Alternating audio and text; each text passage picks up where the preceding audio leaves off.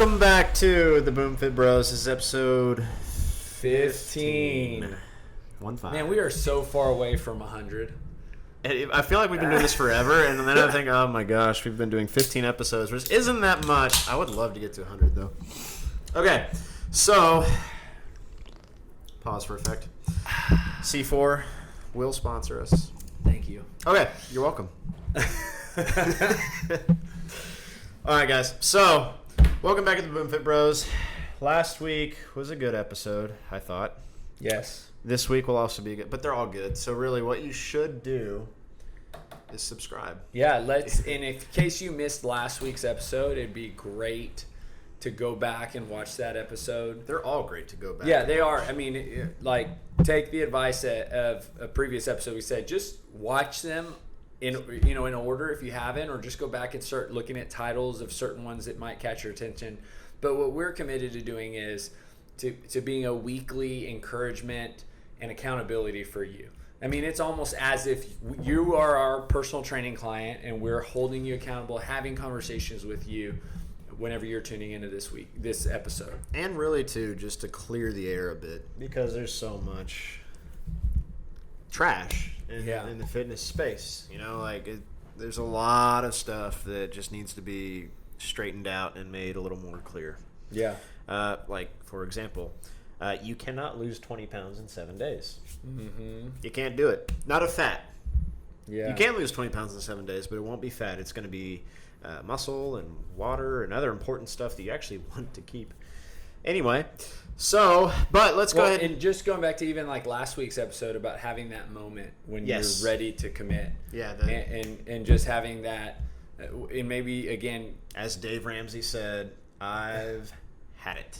Or you've probably heard, I'm sick and tired of being sick and tired. And maybe that's exactly where you are right now. And that's why you're tuning in. And that's why you're committed to watching these shows. Or maybe you just enjoy hearing Gus and I have these awesome conversations with each other. Because let's be honest, we're pretty entertaining and humble. We're both incredibly humble. I'm probably more humble. Anyway. Enough about me. Let's talk about me. All right, guys. So, not talking about me. We are going to get into today's episode, and that is going to be about kind of like two things wrapped in one. But really, the underwriting theme of today's episode is getting you momentum into your weight loss journey. Like, how do you start off on the right foot and get the wins quick so that you can keep going and you have that drive to continue? You know, and this probably wasn't planned to talk about, but it might be a good thing to talk about. Let's talk about momentum. Momentum, so the formula for that is P equals MV, which is mass times velocity. Continue. No, let's talk about physics. We're going to speak in English. No entiendo.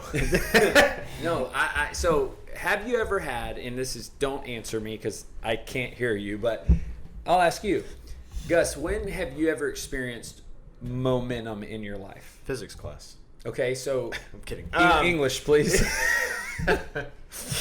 Times I've experienced. Give me an example that the viewer can understand and relate to when you've experienced momentum. Okay. Well, here I'll give you a few. One is paying off credit card debt. Like, it's just a giant looming thing hanging over my head that I have no clue how I'm going to get through. Metaphor for weight loss also. But I was $8,000 in credit card debt when I got out of college. And it was justifiable because I was just like using the card to pay the bills. I was like, you know what? Like, I need a place to live. I need groceries to eat. I need a new phone. No, I don't, but I did. So I did, just ran up the credit card bill. And then before long, I look at it and I'm like, I have so much credit card debt, I may as well not even worry about this, which is the bad attitude to have. But then I started paying it off a little bit at a time. And then, I got on I wasn't on the Dave Ramsey program at the time, but I did find some YouTube videos that, because I was like, how to pay off credit card debt, and Dave Ramsey popped up. So I was like, I'll watch this. And I don't know if it probably is still on YouTube, but he had a video where he laid out he's got what he's called 7 steps. Yeah, his baby step formula. And step one was save $1,000 in emergency fund savings. And I'm like, I've never saved $1,000 in my life. And I almost exited out the window. And then he goes, or if your income is under, and he said some certain amount, which I was at the time, and my ears kind of perked up, and I literally had my finger over like the escape button for the window to like close. And he goes, in which case save $500 in your savings. And I'm like, I'm listening. There you go. And so then I listened to the full thing, and I'm like, all right. So I did. I wrote down the steps, and I just did it like a checklist. And I saved $500. It took me like 6 months at the time, but I did it. I was like, okay, cool. Let's go to the next one. And then it was pay off the smallest debt first, which was my credit card. It's the only debt I had. It was just huge. Well, I had student loan debt, but anyway, this was the smallest debt, so I was paying that off first. And at the time, I literally did like an extra $1 over the minimum payment. But it was one extra $1 that I paid over the minimum payment ever. Like, I'd never done anything over the minimum payment. I was like, oh, felt kind of good. And so, like, the next day, I found $1 on the street, and I put it in the bank, and I'm like, so I went online. You found $1 on the street. I found $1 on the street. And so I literally went to the ATM. It probably burned more dollars than gas driving to, because I had that truck. Probably burned more money driving to the ATM and depositing the $1 in my account. But anyway, I did that, and I went back home, and I added another $1 to the credit card payments. And I was like, and then my kind of head started turning a bit. And I'm like, okay. So at what point did you start experiencing momentum? Well, then, because that's when the wheels started turning. I was just like, wait a minute, this isn't so hard. If I can just throw more dollar bills at the thing, it will get smaller. And then that grew to $5 bills, and then it grew to $10. And before I knew it, like, I was doubling the minimum payment on the credit card. And then, like, it got into a habit, and I just kept doing it. I kept getting that little reward of like, that's cool. And watched the amount get smaller and smaller, and then it was just gone.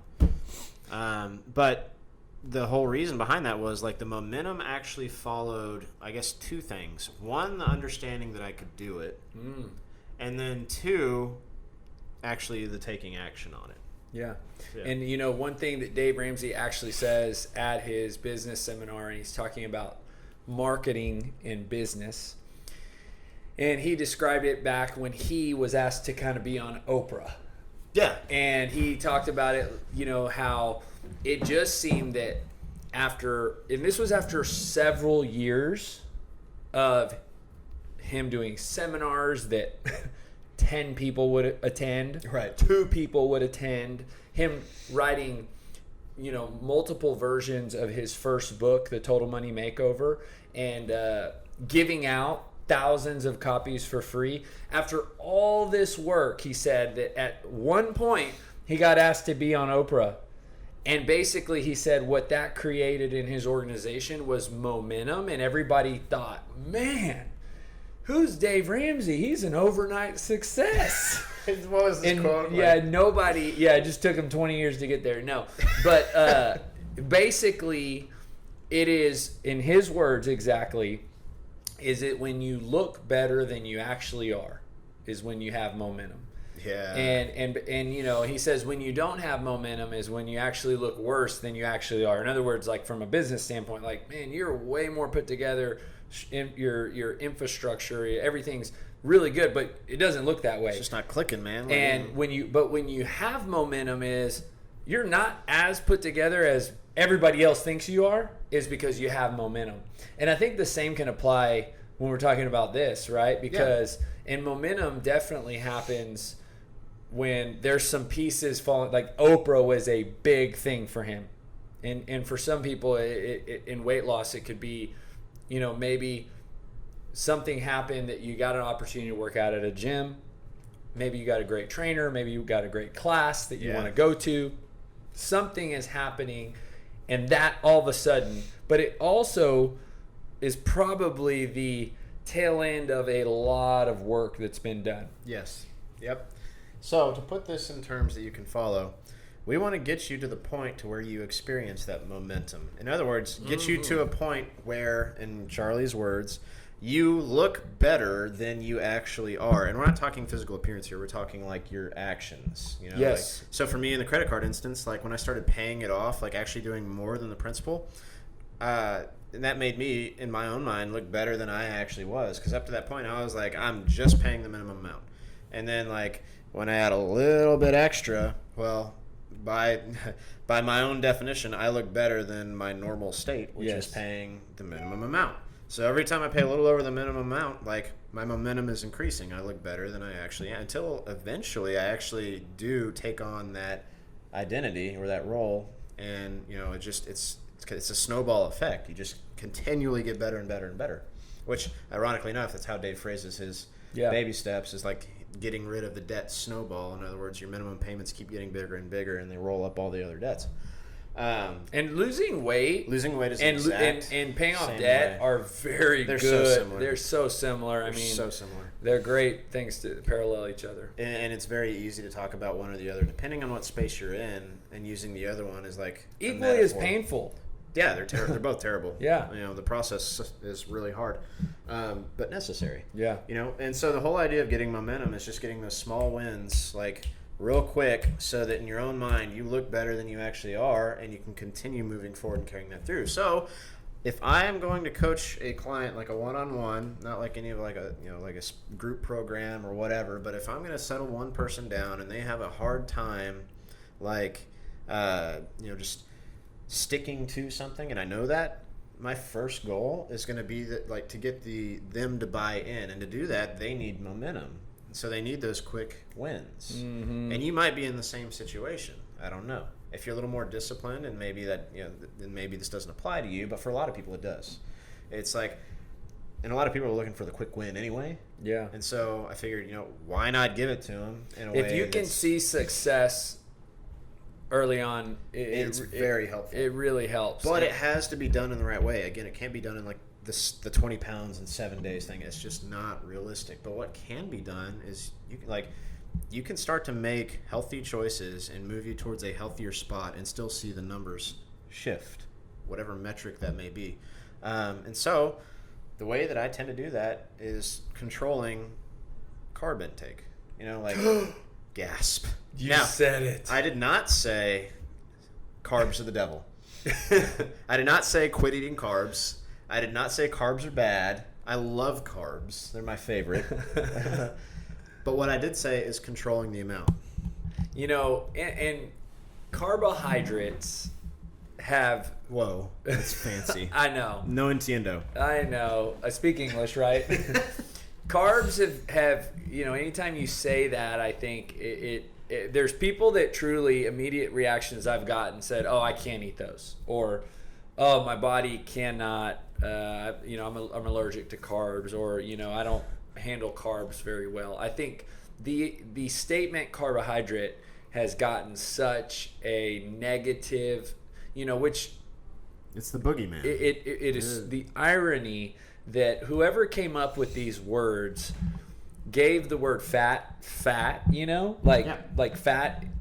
Fat was the buzzword back in the 90s. Well, and that word, to be honest with you, makes it sound so much worse. But carbs have been the one that here in probably the last decade have just gotten the absolute shaft. I mean, really. I mean, if carbs, fats, and proteins had feelings, I think carbs, man, that is like... You'd feel so bad for what's carbs. What's the emoji movie? Carbs would be sadness. The emoji movie? Have you seen that movie? Oh, I guess your Dean is still Dean's young. not old enough. You guys aren't watching kid movies yet. It's coming. Well, we watched Clifford the other day. So there's an emoji movie, and every emoji, right, that you would have on your phone is a character. Right. Oh, gosh. And there's one that's sadness. And no, I'm sorry. I'm thinking about the movie where they're all personalities. Inside Me, or Inside Me, yes. Sorry, is that wrong. the right? Is that the title of the movie? Yes. I hope that's the right title. Well, it's close enough. But carbohydrates have just gotten a really, really bad rap, and I'm glad we're at least here to defend them a little bit and say yes, they're not bad. But no. I agree with you that if your goal is weight loss, which most people's goals is to lose weight, that monitoring the intake of those is important. Here's the big thing that I'm saying is if you want to lose weight. Inside Out. That's the movie. Oh God! And Inside Out. If you have not watched it, it is worth the title watching. of the movie is not called Inside Me. It is Inside Out. Oh man. Okay. Oh, and when you watch it, think of sadness as a carbohydrate in 2019. We just need to move past this. All right, so carbohydrate is sadness. Let's go with that. All right.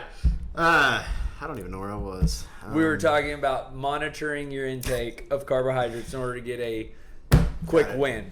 Got it. Okay. Can you tell Gus has a really hard time keeping me on task? We're going to turn into a movie rating service. C4, would you like to sponsor? All right. So, anyway, where I was going with that was that if you want to lose weight, you have to create a decrease in the normal amount of calories that you eat.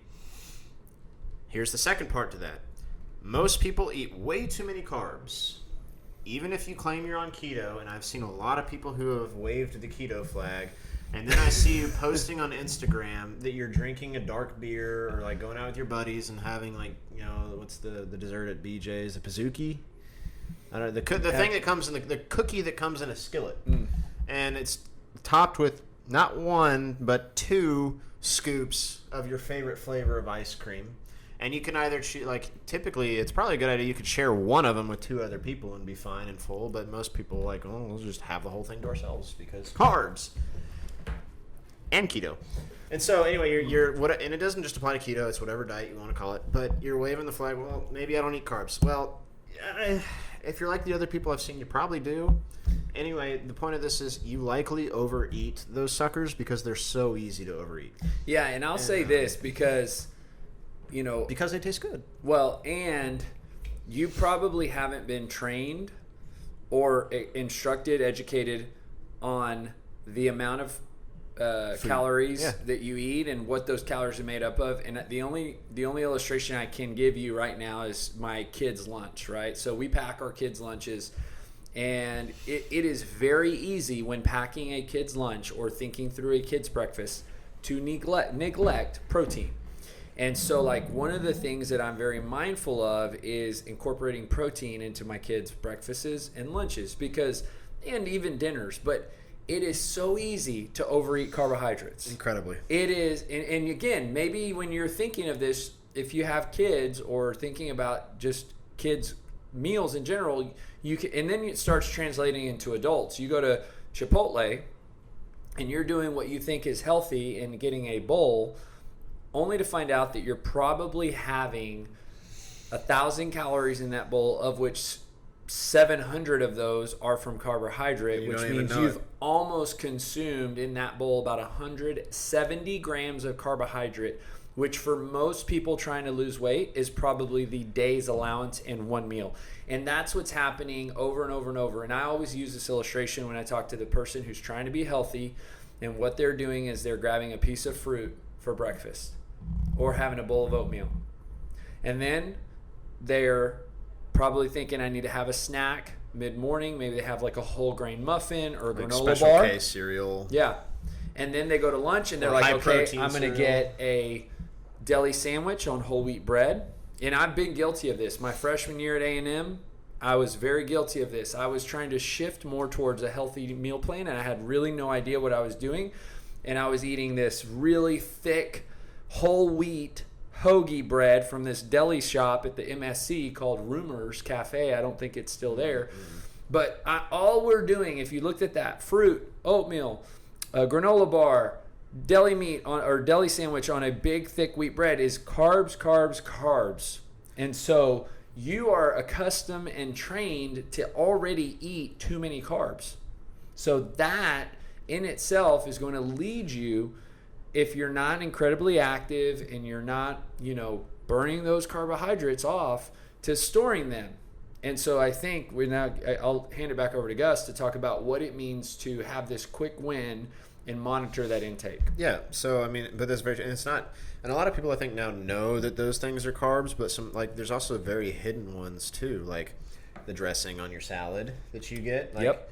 You know, I had a salad. Okay, great. Did you have dressing on it? Only a little bit, but okay, how much is a little bit? Ketchup. Well, I'm not really sure. Ketchup ketchup is loaded with sugar. Yep. I mean, it's just like little things that you wouldn't think. Or I also had someone come up to me and just like, oh no, I had a salad. Okay, did you have any carbs? Oh no, it was all vegetables. Or just going and sitting in a restaurant and eating bread before it comes out, and you just completely forgot that you're trying to eat healthy, and it's just got put in front of you, so you eat it. Those are carbs. Yeah. You know, and they count. They do. All of them count. Like it's not like what stays in Vegas. You know, it doesn't work that way. You know, or like it's a holiday, calories don't count kind of thing. No, they count. But what I was going to say too is like the salads are like, well, did you have any carbs? No, there's all veggies. Okay, but what was in the salad? And then they say like, oh, I had some beans, some lentils, and then I had some dressing. I only had a few croutons. Mince. Mints. The little mints you're eating. The Andes mints that you grab, the handful that you grab, and then just mindlessly snack on in the car. Like they're all carbs, and part of it is just like a lack of education about what they actually are, but the other half of that is also trying to like justify eating it, and you know what it is, but you do it anyway because like, oh, it's a vegetable, or like, you know what, I haven't had any other carbs today, which you probably have. But anyway, again, I'm not trying to say don't eat carbs. I tell people, can I say something? Yeah. I tell people all the time when I hear they're going into the keto world, because I mean, if you're not familiar with that, we've talked about it a little bit, but I think it's relevant to what we're saying. The keto diet means you actually are going to keep your net carbs under 25 grams, and I tell people it is nearly impossible per day for any human being to do that. And the reason that I do not agree with it is, one, it's not good long term. And it's not sustainable, and that the average person cannot live that way.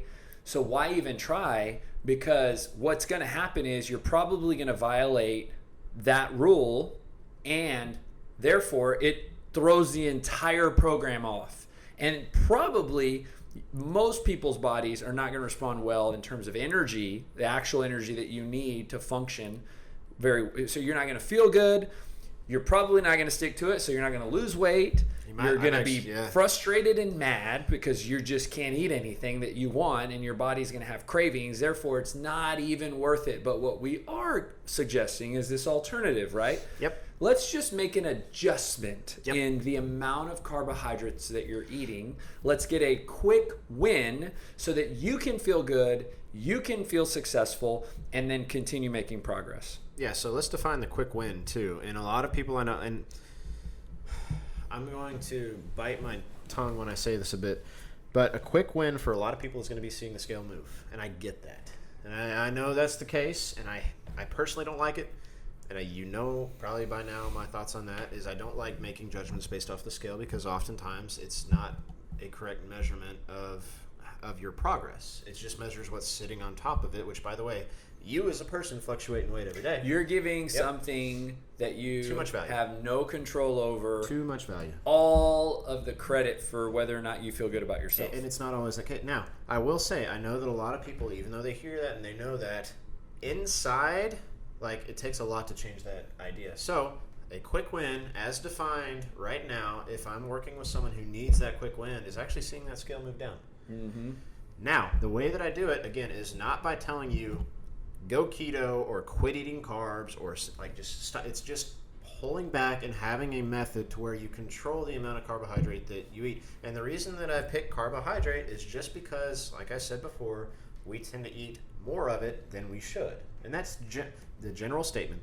But for most people, that is the case. And so it's the easiest one to control. And also, the third reason why I picked this is because, as I was saying, you know, your example with the granola bar, most people already know those are carbs. And most people still overeat those anyway. And so it's a very easy way to say, oh, I know that those are carbs, and then the way that I'm about to show you is the way to control it. And that's as easy as this. Like, everybody's got one of these. Most people have one of these, unless in special cases. Okay? So what you're by that, he means a hand. A hand.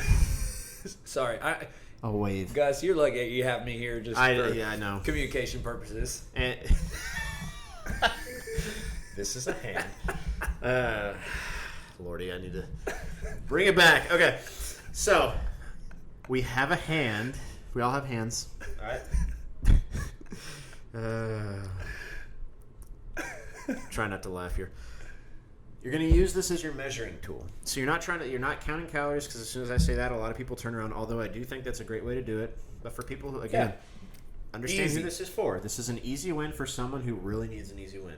This isn't necessarily for everybody, but this is for someone who really needs an easy win.